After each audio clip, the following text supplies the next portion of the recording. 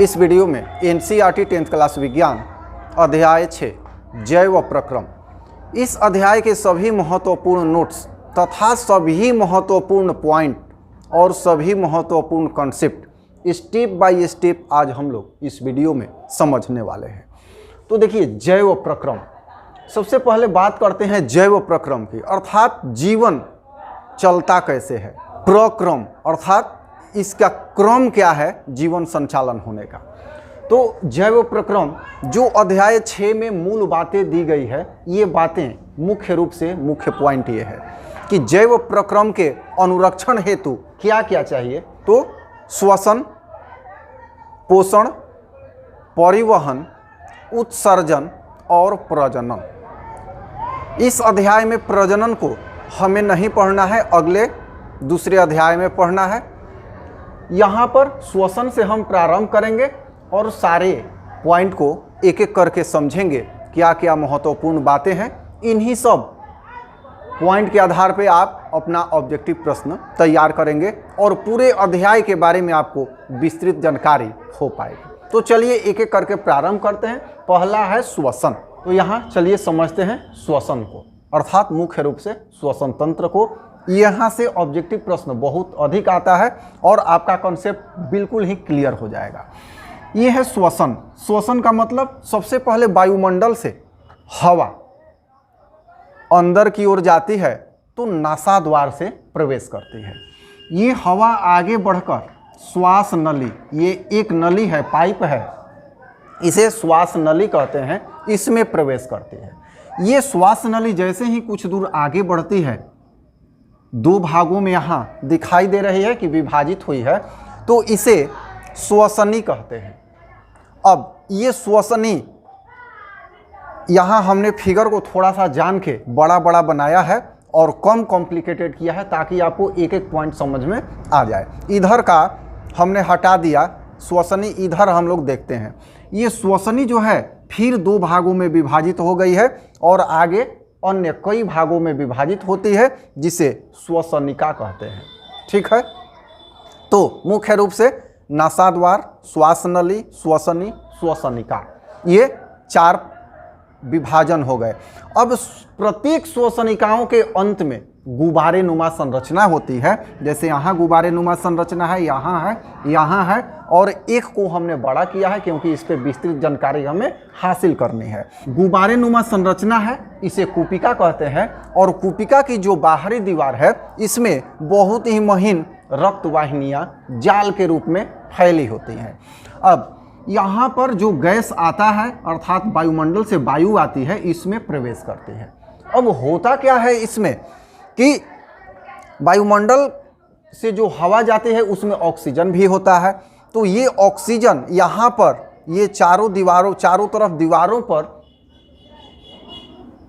विनिमय होता है इसका। तो यहाँ पर ऑक्सीजन का विनिमय होता है, अर्थात ऑक्सीजन इस रक्त वाहिनी में महीन रंध्रों द्वारा जाकर मिल जाता है। और उधर से क्या होता है कि जो रक्त में घुले हुए होते हैं कार्बन डाइऑक्साइड, वो यहाँ पे मुक्त कर दिए जाते हैं। तो वो कार्बन डाइऑक्साइड इस रक्त वाहिनियों से निकलकर इसमें जो गैस भरा हुआ है इसमें मिल जाती है और पुनः जब रिवर्स होता है श्वसन, तो यहाँ से हवा निकलती है और यहाँ से फिर नासा द्वार से बाहर छोड़ दी जाती है। तो ये प्रक्रिया होती है श्वसन क्रिया की। यहाँ पर गैसों का विनिमय, तो गैसों का विनिमय कहाँ होता है? कूपिका में होता है। प्रश्न आता है कि गैसों का विनिमय कहाँ होता है, तो हम कहेंगे कि गैसों का विनिमय कूपिका में होता है। अब कूपिका क्या होती है? तो गुब्बारे नुमा संरचना होती है जो प्रत्येक श्वसनिका के अंत में होती है। एक प्रश्न आता है कि कूपिका का क्या कार्य है? तो ये गैसों के विनिमय के लिए अधिकतम क्षेत्र अभिकल्पित करती है। ये ध्यान रखिएगा, ये जो है गैसों के विनिमय के लिए अधिकतम क्षेत्र अभिकल्पित करती है।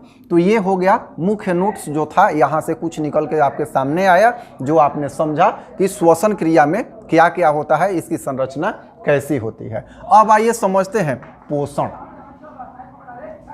दूसरा बिंदु है पोषण। तो पोषण में मुख्यतः 2 प्रकार हैं, एक स्वपोषी पोषण तथा दूसरा विषम पोषी पोषण। अब आइए देखते हैं स्वपोषी पोषण, इसमें क्या होता है, तो सभी पादप आते हैं, इसमें प्रायः पादप वर्ग आते हैं स्वपोषी पोषण में। क्यों? क्योंकि वे अपना भोजन स्वयं निर्मित करते हैं। आगे डिफिनेशन भी समझेंगे।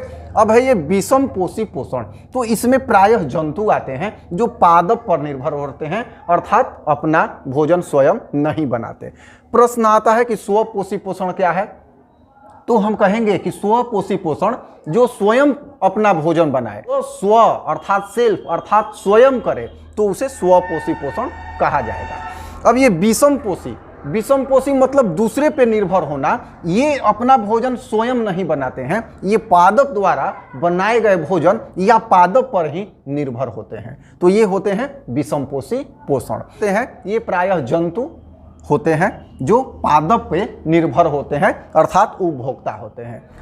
तो स्वपोषी पोषण के लिए मुख्य रूप से कच्ची सामग्री के रूप में क्या होता है, सूर्य का प्रकाश, CO2 अर्थात कार्बन डाइऑक्साइड, जल, पर्णहरित जो कि पत्तियों में क्लोरोफिल के रूप में मौजूद होता है। तो ये सब जो है कच्ची सामग्रियां जिससे प्रकाश संश्लेषण की क्रिया होती है। तो कभी कभी ये प्रश्न पूछता है कि स्वपोषी पोषण के लिए कौन कौन सी कच्ची सामग्रियां हैं, तो लिखेंगे सूर्य का प्रकाश, CO2, जल,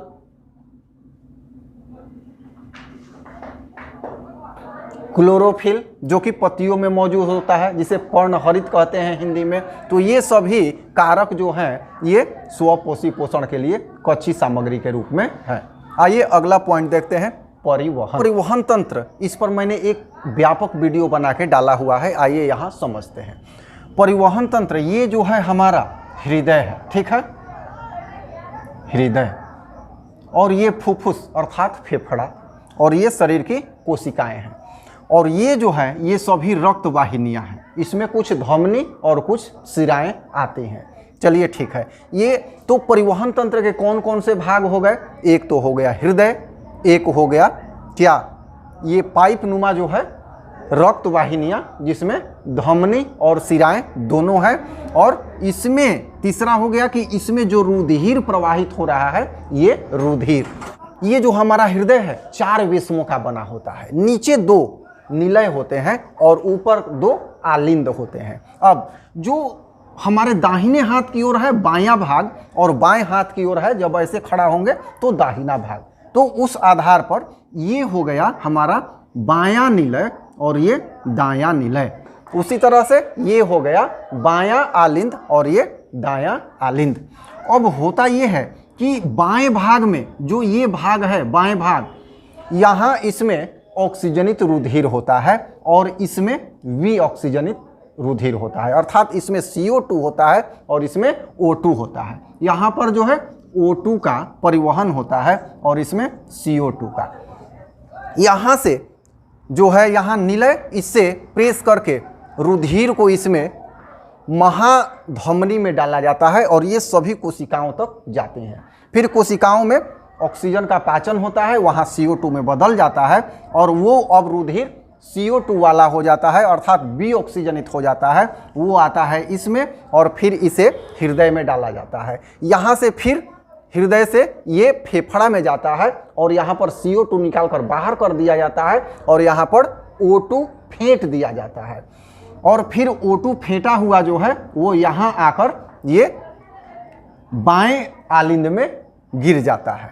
तो इस तरह से रुधिर को एक चक्कर लगाने में हृदय से 2 बार गुजरना पड़ता है, इसीलिए इस परिवहन तंत्र को दोहरा परिसंचरण तंत्र भी कहा जाता है। ये कभी कभी प्रश्न पूछता है, CRT के पेज पर भी ये प्रश्न है कि इसे दोहरा परिसंचरण क्यों कहते हैं। ये होता है धमनी या महाधमनी, ये शिरा अथवा महाशिरा। अब ये जो है ये फुफ्फुस धमनी है और ये है फुफ्फुस शिरा है। तो यहाँ पर ये फुफ्फुस का मतलब फेफड़ा है, यहाँ ऑक्सीजन डाला जाता है और CO2 बाहर निकाल दिया जाता है। इस पर एक स्पेशल वीडियो मैंने बनाया है, विस्तार से जानकारी हासिल करना हो तो इसे आप देखिएगा। अब आइए अगला पॉइंट देखते हैं। अब इसका अगला बिंदु है उत्सर्जन, अर्थात उत्सर्जन तंत्र। तो देखिए उत्सर्जन जंतु तथा पादप दोनों में होता है, ठीक है। उत्सर्जन की कई विधियां हैं, पादप भी जो पोषण पदार्थ है खाने के बाद, पचाने के बाद उत्सर्जित करते हैं, फल के द्वारा, पत्तियों के द्वारा, छाल के द्वारा, गुंद के द्वारा। अब मानव में जो उत्सर्जन है इस पे मुख्य प्रश्न आता है हम लोगों के इस एनसीईआरटी बुक में। तो उत्सर्जन तंत्र में ये जो वृक्क है, एक जोड़े वृक्क होते हैं, ठीक है। कितने वृक्क होते हैं? एक जोड़े वृक्क होते हैं। और शोध में ये पाया गया है कि लगभग एक वृक्क में 1 मिलियन अर्थात 10 लाख वृक्काणु पाए जाते हैं। तो दोनों वृक्क मिलकर कितने हो गए? 10 दूना 20 लाख वृक्काणु लगभग। और इसी वृक्काणु को नेफ्रॉन कहते हैं। ये बहुत ही महत्वपूर्ण है। कई बार, जैसा कि यहाँ आप फिगर भी देख रहे हैं, कई बार ये परीक्षाओं में पूछा जाता है कि नेफ्रॉन का स्वच्छ नामांकित चित्र बनाए, तो इसे स्वच्छ नामांकित चित्र बनाकर आपको दिखाना पड़ता है। और फिगर में आप देख रहे हैं, इस पर मैंने एक कंप्लीट वीडियो अलग से बनाकर रखा है जिसमें विस्तार से मैंने सारी बातें समझाई है। तो विस्तार से समझना हो तो वो वीडियो भी देखिएगा। और उत्सर्जन तंत्र से कौन सा संबंधित है? तो वृक्काणु या नेफ्रॉन। हमेशा आता है कि निम्नलिखित में कौन उत्सर्जन तंत्र से संबंधित है, तो क्या कहेंगे? ये जो वृक्काणु है या नेफ्रॉन है ये उत्सर्जन तंत्र से संबंधित है। अब यहाँ है प्रजनन, तो इसे हमें अगले अध्याय में पढ़ना है। तो वो जब अध्याय होगा उस अध्याय में हम लोग प्रजनन के बारे में विस्तार से समझेंगे। तो ये अध्याय 6 का जो जैव प्रक्रम है, ये सभी जो है श्वसन, पोषण, परिवहन, उत्सर्जन, ये सभी के बारे में हम लोगों ने नोट्स के रूप में अलग अलग जाना। अगर ये सभी विस्तार से जानना हो तो ये जितने भी बिंदु हैं सब पे मैंने अलग से वीडियो बना के भी डाला हुआ है, आप सर्च करके देख सकते हैं। तो मुझे आशा है कि ये वीडियो आपको अच्छा लगा होगा। अच्छा लगा हो तो लाइक ज़रूर कीजिएगा। चैनल सब्सक्राइब नहीं किए हैं तो चैनल को सब्सक्राइब भी कीजिएगा। धन्यवाद।